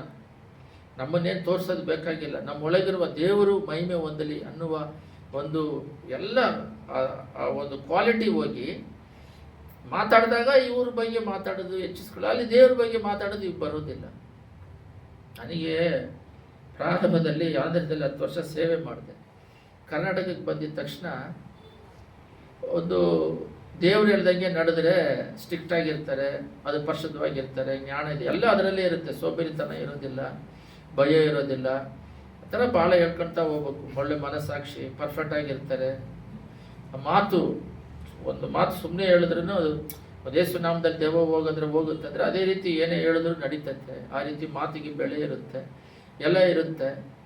ಈ ಸ್ಟ್ರಿಕ್ಟಾಗಿ ಪರ್ಫೆಕ್ಟಾಗಿ ದೇವರು ನಡೆಸ್ತಾ ಇರ್ತಾರೆ ಪಾಪದ ಮಾರ್ಗದಲ್ಲಿ ಹೋಗದೆ. ಇದನ್ನು ಅಜ್ಞಾನಿಗಳು, ಅವರು ಯೇಸು ಸ್ವಾಮಿ ನಂಬಿಲ್ಲ, ರಕ್ಷಣೆನೂ ಹೊಂದಿಲ್ಲ, ಅವನಿಗೀಗೋ ಪ್ರಾಬ್ಲಮ್ ಆಯ್ತು ಅಂದ್ಬಿಟ್ರು. ನಾನೇನು ಮಾಡಿದೆ, ಓಹೋ ನಾವು ಈ ಸ್ವಭಾವ ಎಲ್ಲ ಈಗೋ ಪ್ರಾಬ್ಲಮ್ ಅಂತ ತನ್ನನ್ನು ಕೋಡೆತನ ಅಂತ ಹೇಳ್ತಾರೆ. ತಗ್ಗಿಸ್ಕೊಂಡು ಹೋದರೆ ಅದು ಬಂದ್ಬಿಟ್ಟು ಜೀವನನೇ ಹಾಳು ಮಾಡಿಬಿಡುತ್ತೆ. ತನ್ನನ್ನು ತಾನು ತಗ್ಗಿಸ್ಕೊಂಡು ನಾನು ಏನಕ್ಕೆ ಬಾರ್ದವನು, ಏನಿಲ್ಲ. ನಾವು ಬಾರ್ದೇ ಇರೋವರೇ, ಶರೀರದಲ್ಲಿ ನಮಗೇನು ಬಾರ್ದೇ ಇದೆ. ಆದರೆ ದೇವರು ನಮ್ಮನ್ನೆತ್ತಿ, ನಮ್ಮ ಬಲ್ಯದಲ್ಲಿ ಎತ್ತಿ ಉಪಯೋಗಿಸ್ತಾರೆ. ಪೌಲನು ಕೇಳ್ತಾನೆ, ನನಗೆ ಈ ಥರ ಒಂದು ಸಮಸ್ಯೆ ಇದೆ ಅಂದರೆ ನನ್ನ ಕೃಪೆ ಸಾಕಂತಾನೆ. ಅವರಿಗೆ ಏನೋ ಒಂದು ಕಾಯಿಲೆ ಇದೆ, ಈಗ ಅದರಿಂದ ಬಲನೀತ ಇರುತ್ತೆ. ಅದರ ಮಧ್ಯದಲ್ಲಿ ನಮ್ಮನ್ನು ಎತ್ತಿ ಉಪಯೋಗಿಸ್ತಾರೆ. ನಾವು ಮನುಷ್ಯರ ಮಾತನ್ನು ಕೇಳಬಾರದು. ಆ ಮನುಷ್ಯರ ಮಾತಿಗೂ ದೇವರ ಮಾತಿಗೂ ಹೋಲಿಕೆ ಮಾಡಿ ದೇವರು ಹೇಳ್ದಂಗೆ ನಡಿಬೇಕು. ನಾವು ಒಂದು ಲೀಡರ್ ಆಗಬೇಕಾದ್ರೆ ನಮಗೆ ದೇವರ ಆಗಿ ನಮ್ಮನ್ನು ರೂಪಿಸಿದಾಗ ನಮಗೆ ಆಪತ್ತುಗಳು ಬಂದೇ ಬರುತ್ತೆ. ಮೋಸೆಗೆ ವಿರೋಧವಾಗಿ ಅವರು ಒಡ ಹುಟ್ಟಿದ ಅಣ್ಣ ತಂಗಿನೇ ಮಾತಾಡಿದ್ರು. ನನ್ನ ದಾಸನಾದ ಮೋಸೆಗೆ ವಿರೋಧವಾಗಿ ನೀವು ಹೆಂಗೆ ಮಾತಾಡ್ತೀರ ಅಂತೇಳಿ ಅವರಿಗೆ ಕುಷ್ಠರೋಗ ಬರೋ ಥರ ಮಾಡಿಬಿಟ್ರು ಮೇರಿಯಾಗೆ. ದೇವರು ಆ ರೀತಿಯಾಗಿ ಒಂದು ಲೀಡರ್ ಆದರೆ ರಿಲೇಷನ್ ಮಧ್ಯದಲ್ಲೇ ಬರುತ್ತೆ. ನಿಮಗೆ ವಿರೋಧವಾಗಿ ಇವಾಗೇ ನಿನ್ನೆ ಮೊನ್ನೆ ನಾನು ನೋಡಿದೆ, ಇವಾಗೇನು ನೀನು ನಮಗೆ ಹೇಳ್ತೀಯ ಅಂತಾರೆ. ದಾವೀದು ಲಾಸ್ಟ್ 8ನೇ ಅವನು, ಅವ್ರ ಅಣ್ಣಂದರಿಗೆಲ್ಲ ಅವನೇ ರಾಜ. ಯೋಸೇಫು ಲಾಸ್ಟ್ನವನು, ಅವರು 10 ಜನಕ್ಕೂ ಅವನೇ ರಾಜ. ಅದರಲ್ಲಿ ದೊಡ್ಡವರು ಚಿಕ್ಕವರಂತ ಗೇಲಿ ಮಾಡೋದು ತಾತ್ಸಾರ ಮಾಡೋದು ಹೇಳ್ತಾ ಇಲ್ಲ. ಯಾರಿಗೆ ಆ ಕೃಪೆ ಕೊಟ್ಟು ನಡೆಸ್ತಾರೋ ಅದನ್ನು ನಡೆಸಬೇಕು, ಆ ಸೇವೆಯಲ್ಲಿ ನಡೆಸಬೇಕು. ಎಷ್ಟೋ ಸೇವಕರಿದ್ದಾರೆ. ಇವಾಗ ಏಸನ್ನ ಅಂದರೆ ಅವ್ರು ದೊಡ್ಡವರಲ್ಲ, ಅವ್ರಿಗಿನ್ನ ದೊಡ್ಡವರು ಇನ್ನೂ ಇದ್ದಾರೆ. ಅವ್ರನ್ನೂ ಕೂಡ ಇವರು ದೇವರಲ್ಲಿ ನಡೆಸಬೇಕು. ಅವ್ರ ಕುಟುಂಬಗಳನ್ನು ಅಣ್ಣ ಅಕ್ಕಂದಿರು ದೇವರಲ್ಲಿ ಬರದೇ ಇದ್ದರೆ ನಡೆಸಬೇಕು. ಅದಕ್ಕೆ ಬೇಕಾಗಿರೋದು ಒಂದು ಮೈಂಡ್ ಸ್ಟ್ರಾಂಗ್, ವೈರಾಗ್ಯ. ಏಲಿಯನಾಗಿ ವೈರಾಗ್ಯ. ಒಬ್ಬನೇ ಇದ್ದಾನೆ, ಆಪೋಸಿಟ್ ಕಡೆ 480 ಜನ ಬಾಲನನ್ನು ವಿಗ್ರಹಣೆ ಮಾಡುವರು. ಅವ್ರು ಹೇಳ್ತಾರೆ ಫಸ್ಟ್ ಜಾಸ್ತಿ ಜನ ಇದಿರಂತ, ಆಕಾಶದ ಅಗ್ನಿ ಇಳಿಸ್ತಾನೆ, ಇವರು ಇಳಿಸಿ ಅವ್ರನ್ನೆಲ್ಲ ಕೊಳ್ತಾನೆ ಒಬ್ಬ. ಅವರಷ್ಟು ಜನ ಇದ್ದಾರೆ, ಇವನು ಒಬ್ಬ ಜಯ ಹೊಂದುತ್ತಾನೆ. ಆ ರೀತಿ ವೈರಾಗ್ಯದಿಂದ ದೇವರಿಗೋಸ್ಕರ ನಿಲ್ಲಿ, ಆ ರೀತಿ ವೈರಾಗ್ಯವಾಗಿ ಸೀಲ್ ಅಂತಾರೆ, ಅವನ್ನ ರೂಪಿಸಬೇಕು. ಅದಕ್ಕೆ ಯೂತ್ ಮೀಟಿಂಗ್ ಮಾಡ್ತಾರೆ. ಚಿಕ್ಕ ಮಕ್ಕಳಿಗೆ ಅವ್ರನ್ನೆಲ್ಲ ದೇವರಲ್ಲಿ ಇದ್ದು ಅವರು ದೇವರಿಗೋಸ್ಕರ ಎಲ್ಲೆಲ್ಲಿ, ಇವಾಗ ಸಭೆಯಲ್ಲಿ ಒಂದು ಕಟ್ಟಡ ಅಲ್ಲ ಸಭೆ, ನಾವೇ ಈ ಕಟ್ಟಡದಲ್ಲಿ ಎಲ್ಲರನ್ನ ಸೇರಿಸ್ತಾರೆ, ಅವ್ರನ್ನ ರೂಪಿಸ್ತಾರೆ. ರೂಪಿಸೋದು ಏನಕ್ಕಂದ್ರೆ ಹೊರಗಡೆ ಹೋಗಿ ಅಶುದ್ಧತೆ ಇದೆ, ಪಾಪ ಇದೆ, ಅಲ್ಲೆಲ್ಲ ಇವರು ಹೋಗಿ ಬೆಂಕಿಯೋಪಾದಿಯಲ್ಲಿ ಆ ಸೈತನ ಕ್ರಿಯೆಗಳೆಲ್ಲ ನಿರ್ಮೂಲ ಮಾಡಿ, ಇವರು ಆ ಬೆಂಕಿನ ಕಾದುಕೊಂಡು ಅವರಲ್ಲಿರುವ ಕೊಳುಕುತನ, ಸೈತಾನಿಗೆ ಸಂಬಂಧಪಟ್ಟ ಸ್ವಭಾವಗಳೆಲ್ಲ ನಿರ್ಮೂಲ ಮಾಡಿ, ಎಲ್ಲಿ ಹೋದ್ರೂ ಬೆಂಕಿಯಾಗಿ ಗಜ ಗಜ ಗಜ ಗಜ ಗಜ ಅಂತ ಉರಿತಾ ಇರಬೇಕು. ಇವಾಗ ಇರುವ ಕೋಟು ಸೂಟ್ ಹಾಕೋರೆಲ್ಲ ಇವಾಗ ಬಂದಿರೋರು, ಅದು ಒಂದು 2012ರಿಂದ 2020 ಸ್ಟಾರ್ಟ್ ಆಗಿದೆ ಎಕನಾಮಿ ಸ್ವಲ್ಪ. ಆ ಕಾಲದಲ್ಲಿ ಎಲ್ಲರೂ ನೋಡ್ರಿ, ಊಟಕ್ಕೆ ಇಳಿದವರು, ಕಷ್ಟದಿಂದ ಸೇವಕರೆಲ್ಲ, ತಂದೆ ತಾಯಿಗಳು ಏನು ಓದದೇ ಇರೋರು, ಆ ಕಾಲದಲ್ಲೆಲ್ಲ ಎಜುಕೇಷನ್ ಇಲ್ಲ. 2000 ಹಿಂದುಗಡೆ ಎಲ್ಲ ನೋಡಿದೆ. ಇವಾಗ ಸೇವೆ 60 ವರ್ಷ 70 ವರ್ಷ ಸೇವೆ ಮಾಡ್ತಿರೋರೆಲ್ಲ ಆ ಕಾಲದಲ್ಲಿ ಏನು ಇಳಿದವರೇ ಮಾಡ್ತಿರೋದು. ಅದರಿಂದ ನಮ್ಮನ್ನು ನಾವೇ ಡಿಗ್ರೇಸ್ ಮಾಡ್ಕೊಳ್ಳೋದಲ್ಲ, ನಾವು ಎದ್ದು ಬಲವಾಗಿ ಕಾರ್ಯ ಮಾಡಬೇಕಾಗಿದೆ. ಆಕ್ಟ್ಸ್ 1:13 ತೆಗೆದು ಹೋದ್ರಿ,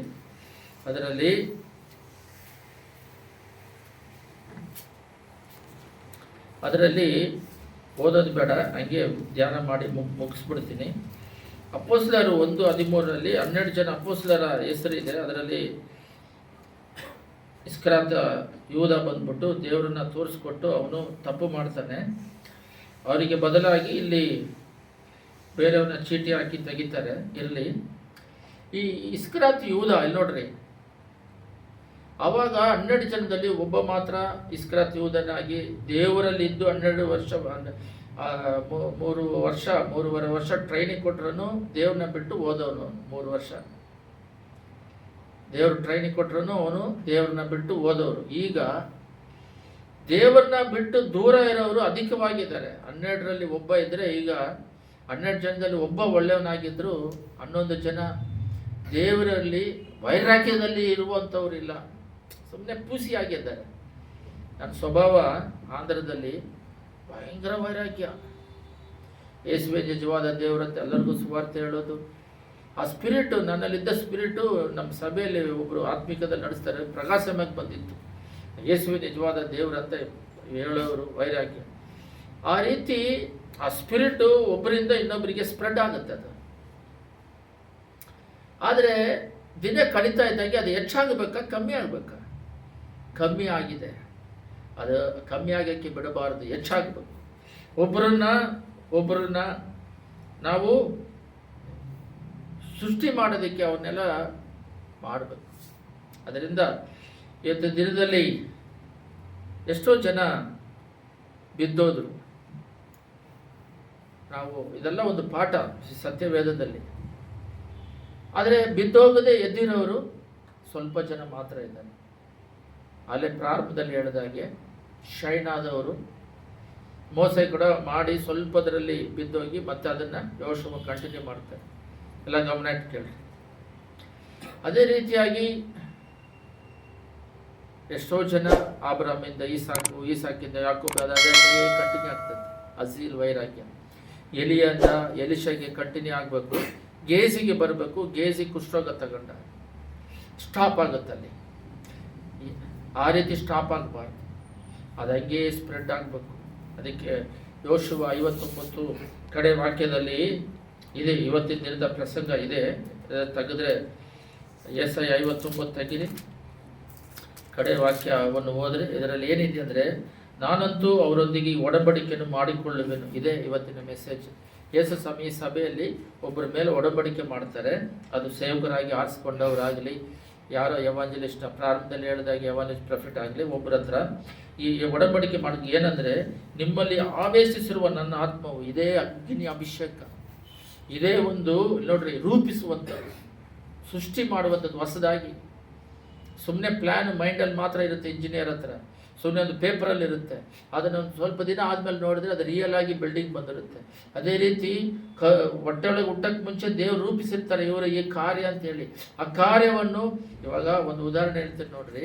ಯೇಸನ್ನ ಪ್ರಾರಂಭದಲ್ಲಿ ಬಂದಾಗ ಒಂದು ಗ್ರಾಮಕ್ಕೆ ಹೋದಾಗ ಚಪ್ಪಲಿ ಇಲ್ಲಂತೆ, ಊಟಕ್ಕೆ ದುಡ್ಡಿಲ್ಲಂತೆ, ಸೈಕಲ್ ಇಲ್ಲಂತೆ, ಆಮೇಲೆ ಚಪ್ಪಲಿ ಬಂತಂತೆ, ಊಟಕ್ಕೆ ಸಿಕ್ತಂತೆ, ಆಮೇಲೆ ಸೈಕಲ್ ಬಂದಂತೆ, ಒಂದೇ ದಿನದಲ್ಲಿ ಬರಲಿಲ್ಲ. ಆಮೇಲೆ ಸ್ಕೂಟ್ರ್ ಬೇಕಂದರೆ ಅದು ಕ್ಲಿಕ್ ಮಾಡೋಕ್ಕಾಗಿಲ್ಲಂತೆ, ಆಮೇಲೆ ಕಾರ್ ಬಂತಂತೆ. ಇದು ಲೌಕಿಕವಾದದ್ದು. ಆದರೆ ಆತ್ಮಿಕದಲ್ಲಿ ನಡೆದು ಮಾಡಿ ಒಂದು ಚಿಕ್ಕ ಸಭೆಯನ್ನು ಕೈಯಲ್ಲಿ ಕಟ್ಟಿದ್ದಾರೆ. ಆ ರೀತಿ ಸಭೆಯನ್ನು ಕೈಯಲ್ಲಿ ಕಟ್ಕೊಂಡು ಅಲ್ಲಲ್ಲಿ ಮಾಡ್ಕೊಂಡು 25 ಇಯರ್ಸ್ ಹೇಳಿ ಅವರೇ ತಿರುಗಿ ನೋಡಿದ್ರೆ ಸಭೆ ಬಂದ್ಬಿಟ್ಟು ಒಂದು 200 ಸಭೆ 300 ಸಭೆ ಆಗ್ಬಿಟ್ಟಿದೆ. ಸೈಮಲ್ಟೇನಿಯಸ್ ಆಗಿ ಹೋಗ್ತಾ ಇದೆ 20 ವರ್ಷ ಆದಮೇಲೆ. ಉದಾಹರಣೆ ಅಗಸ್ಟಿನ್ ಜಬಕುಮಾರ್ ಬಿಹಾರಿಗೆ ಹೋದಾಗ ಟ್ರೈನಲ್ಲಿ ಕುತ್ಕೊಂಡು ಹೋಗ್ತಾ ಇದ್ದಾರೆ, ಯಾವ ರೀತಿ ಅಂತ ಗೊತ್ತಿಲ್ಲ. ಅವಾಗ ಒಂದು ವಾಗ್ದಾನ ಬಂತಂತೆ, ಆಬ್ರಾಮಿಗೆ ಹೇಳುವ, ಯಾಕೋಬಿಗೆ ಹೇಳುವ ಒಂದು ವಾಗ್ದಾನ, ನನ್ನ ಚಿತ್ತ ನಿನ್ನಲ್ಲಿ ನೆರವೇರೋವರೆಗೂ ನಿನ್ನೆ ಬಿಡಲ್ಲ ಅಂತ. ಇದುವರೆಗೂ ಎಷ್ಟೋ ಮರ್ಡರ್ಗಳು ಅಲ್ಲೆಲ್ಲ ಆಗಿದೆ. ಇವ್ರ ಸೇವಕರು, ಅವರ ಸಭೆಯಲ್ಲಿ ಎಷ್ಟೋ ಸೇವಕರನ್ನ ಎನ್ಕೌಂಟರ್ ಮಾಡಿ ಸಾಯಿಸಿದ್ದಾರೆ ತೀವ್ರವಾದಿಗಳು.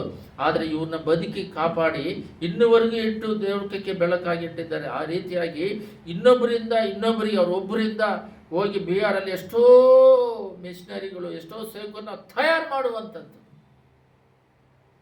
ಆ ಆತ್ಮ ಅಭಿಷೇಕ ಆ ರೀತಿ ಅದು ಮಾಡೋದಕ್ಕೆ ಕಾರಣ ಆತ್ಮ ಶಕ್ತಿ ಬಲ ನರಗಳಲ್ಲಿ ಎಬುಕುಗಳಲ್ಲಿ ಇಲ್ಲದೆ ನೋಡ್ರಿ. ಅದು ಕುಂದಿ ಹೋಗ್ಬಾರ್ದು. ಅದು ಮನುಷ್ಯರ ಮಾತು ಕೇಳಿದಾಗ ಬಿದ್ದೋಗಿರ ಜೊತೆ ಸೇರದೆ ದೇವ್ರ ಹತ್ರನೇ ಸೇರ್ಕೊಂಡು ಎಷ್ಟೋ ಸೇವಕರುಗಳೆಲ್ಲ ಸಾಕ್ಷಿ ಬುಕ್ಕುಗಳನ್ನೆಲ್ಲ ಜಾಸ್ತಿ ಓದ್ತಾರೆ. ಇದು ಸಾಧನೆ ಮಾಡಿ ಅವನ್ನೆಲ್ಲ ನೋಡಿ ಬಲ ಹೊಂದ್ಕೊಂಡು ನರಕ್ಕೆ ಎಲುಬುಗಳಿಗೆ ಬಲ ಹೊಂದ್ಕೊಂಡು ಇಲ್ಲದೆ ನೋಡಿ. ಆವೇಶರು ನನ್ನ ಆತ್ಮ ನಿಮ್ಮ ಬಾಯಿಂದ ನಾನು ಕೊಟ್ಟಿರುವ ಮಾತುಗಳು ನಿಮ್ಮ ಬಾಯಿಂದಾಗಲಿ, ನಿಮ್ಮ ಸಂತತಿಯ ಬಾಯಿಂದಾಗಲಿ, ನಿಮ್ಮ ಸಂತತಿಯ ಸಂತಾನದ ಬಾಯಿಂದಾಗಲಿ ಇಂದಿನಿಂದ ಎಂದಿಗೂ ತೊಳಗೋದಿಲ್ಲ ಎಂದು ಯೆಹೋವನು ಅನ್ನುತ್ತಾನೆ. ಆ ಝೀಲ್ ಅನ್ನೋದೇ ಇಲ್ಲ ಇವಾಗ ಕ್ರೈಸ್ತರಲ್ಲಿ. ಮಾತಾಡ್ತಿರ್ಬೇಕಾದ್ರೆ ದೇವ್ರ ಮಾತುಗಳು ಬರ್ತಾ ಇರಬೇಕು ಪ್ರತಿಯೊಂದು. ನಾನು ಪ್ರಾರಂಭ ದಿನದಲ್ಲಿ ದೇವ್ರನ್ನ ನಂಬ್ಕೊಂಡಾಗ ಇದು ದೇವ್ರ ಚಿತ್ತ, ದೇವ್ರು ಅಂದಿದೆ. ಜೊತೆಗೆ ಸೇರ್ಕೊಂಡು ರಿಲೇಷನ್ಸು, ನಾವು ಒಂದು ಕಾಲದಲ್ಲಿ ದೇವ್ರು ಮಾಡಿದೆ, ನೀನೇನೋ ದೇವ್ರು ಅಂದರೆ ಓಹೋ ಯಾವಾಗಲೂ ದೇವ್ರು ಅಂದರೆ ಹೇಳ್ಬಾರ್ದು ಏನೋ ಅಂತ. ಇನ್ನೊಂದು ದೇವ್ರು ಲೋಕಾಶೀರ್ವಾದನೂ ಬೇಕು. ಲೋಕ ಅವಶ್ಯಕತೆ ದೇವ್ರು ಕೊಡ್ತಾರೆ. ಆತ್ಮಿಕ ಲೋಕ ಆಶೀರ್ವಾದ, ಒಂದು ಜಾಗ ಬೇಕು, ಮನೆ ಬೇಕು, ಕಾರ್ ಬೇಕು, ಸ್ಕೂಟರ್ ಬೇಕು ಅಂತ ಕೇಳುವ ರೀತಿಯಲ್ಲಿ ಇದೇ ರೀತಿ ಆತ್ಮಿಕದಲ್ಲಿ ನನಗೆ ದೆವ್ವ ಹೋಗುವ ವರಗಳು, ಅಭಿಷೇಕಗಳು, ಮಾತಾಡಿದ್ರೆ ಸರಿ, ನಿಂತರೆ ಸರಿ, ಅಭಿಷೇಕದಿಂದ ಕೈ ಕೊಟ್ಟರೆ ಬಿದ್ದೋಗೋದು, ಮಾತಾಡಿದ್ರೆ ಜನಗಳು ರಕ್ಷಣೆ ಹೊಂದೋದು. ಈ ಅಭಿಷೇಕ ಏನಕ್ಕೆ ಡಬಲ್ ಆಗ್ತಿಲ್ಲ? ಲೌಕಿಕವಾದ ಆಶೀರ್ವಾದ ಮಾತ್ರ ಡಬಲ್ ಬೇಕಂತಿದ್ದೀರಲ್ಲ, ಆತ್ಮಿಕ ಆಶೀರ್ವಾದ ಪರಲೋಕ ರಾಜ್ಯಕ್ಕೆ ಹೋಗೋದು ಆತ್ಮ ತಾನೆ. ಇದು ನೀಡು ಅವಶ್ಯಕತೆಗೆ ಬೇಕಾಗಿರೋದು ಹಣ ಬೇಕು, ನಾವಿಲ್ಲ ಅಂತ ಹೇಳ್ತಿಲ್ಲ. ಆದರೆ ಅದನ್ನ ನೀವು ಪ್ರಯಾಸಪಟ್ಟು ದೇವ್ರ ಹತ್ರ ಕೇಳ್ತಿದ್ರ. ಮತ್ತೆ 6:33 ಹೇಳೋರ ಪ್ರಕಾರ ಮೊಟ್ಟಮೊದಲ ಸಾರಿ ದೇವರ ರಾಜ್ಯವನ್ನು ನೀತಿಯನ್ನು ಹುಡುಕಿರಿ.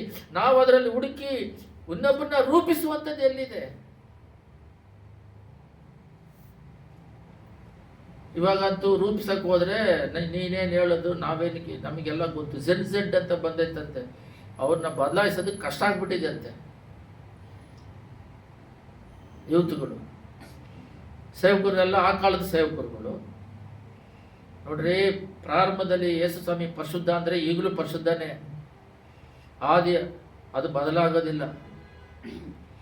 ಯೇಸು ಸ್ವಾಮಿ ಬದಲಾಗೋದಿಲ್ಲ. ಪಾಪ ಬಂದಿದ ತಕ್ಷಣ ದೇವರು ಬದಲಾಯಿಸೋ ದೇವರಲ್ಲ. ಈ ಪ್ರಾರಂಭ ದಿನದಲ್ಲಿ ಅವರು ಯಾವ ರೀತಿ ಅವರ ಸ್ವಭಾವಗಳಿತ್ತು, ಈಗಲೂ ಅದೇ ರೀತಿ ಬದಲಾಗದೇ ಇರುವ ದೇವರಾಗಿದ್ದಾರೆ. ಅದ ಕಣ್ಗಳನ್ನು ಮುಚ್ಚಿ ಪ್ರಾರ್ಥನೆ ಮಾಡೋಣ.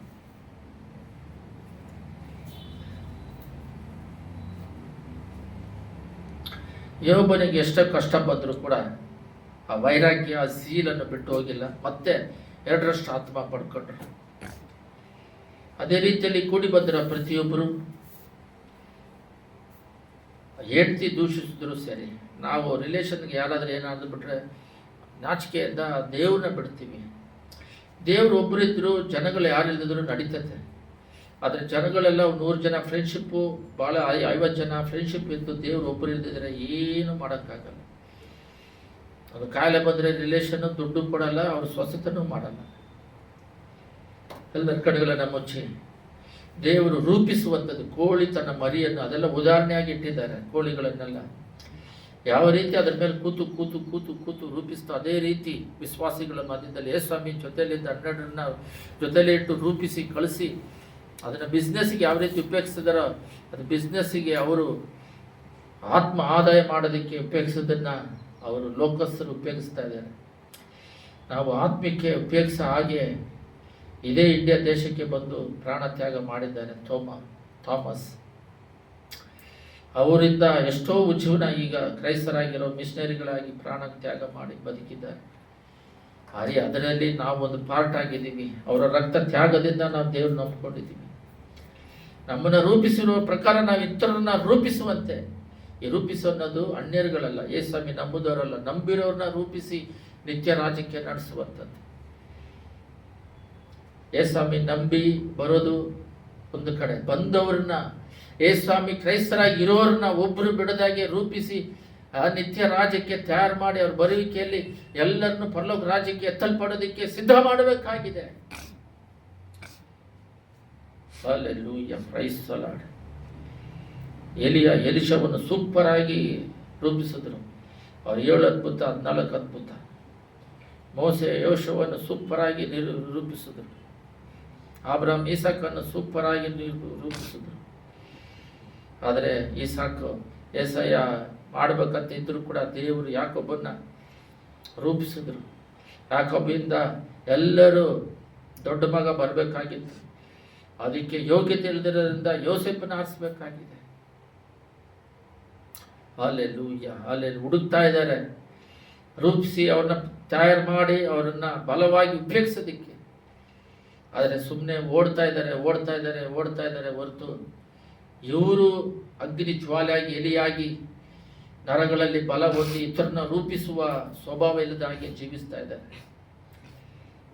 Hallelujah, praise the Lord. ಸ್ವಭಾವ ನೀಗಲಿ, ಗೇಜಿಗೆ ಆದಾಗೆ ನಮಗೆ ಆಗದ ಹಾಗೆ, ಕುಷ್ಠರೋಗಗಳು ಬರದ ಹಾಗೆ, ಶಾಪ ಪಾಪದಲ್ಲಿ ನರಳದ ಹಾಗೆ, ಏಲಿಯನಿಗಿದ್ದ ಅಭಿಷೇಕ ಎಲಿಷನಿಗೆ ಬಂದ ಹಾಗೆ, ಇದಕ್ಕೆ ಮುಂಚೆ ಮಾಡಿದ ಅದ್ಭುತಕ್ಕಿಂತ ದೊಡ್ಡ ಅದ್ಭುತ ಯೇಸು ಸ್ವಾಮಿ ಹೇಳ್ತಾ ಇದ್ದಾರೆ, ನಾನು ಮಾಡಿದ ಅದ್ಭುತಕ್ಕಿಂತ 2ರಷ್ಟು ಅದ್ಭುತ ಮಾಡ್ತೀರಂತ. ಮಾಡೋದಕ್ಕೆ ಕೃಪೆ ಕೊಡಬೇಕಾಗಿ, ಇನ್ನೊಬ್ಬನ ರೂಪಿಸುವ ಬಲ ಶಕ್ತಿ ನಮ್ಮಲ್ಲಿ ಬರಬೇಕಾಗಿ, ಅದರ ದರ್ಶನದಲ್ಲಿ ನಡಿಬೇಕಾಗಿ, ಒಂದು ವಿಷನ್ ಅನ್ನು ಮನಸ್ಸಿನಲ್ಲಿ ಇಟ್ಟುಕೊಂಡು ಅದರಲ್ಲಿ ನಡಿಬೇಕಾಗಿ, ಆ ಪರಲೋಕದ ದರ್ಶನದಲ್ಲಿ ನಡಿಬೇಕಾಗಿ. ಲೋಕ ದರ್ಶನಗಳು ವಿಷನ್ ಅಲ್ಲ, ಅದರ ಮೇಲೆ ಫೋಕಸ್ ಮಾಡಿ ನಡೆಯಲಿಕ್ಕೆ ಕೃಪೆ ಕೊಡಬೇಕಾಗಿ ಯೇಸುವಿನ ನಾಮದಲ್ಲಿ ಬೇಡಿದ್ದೇವೆ ತಂದೆಯೇ, ಆಮೆನ್.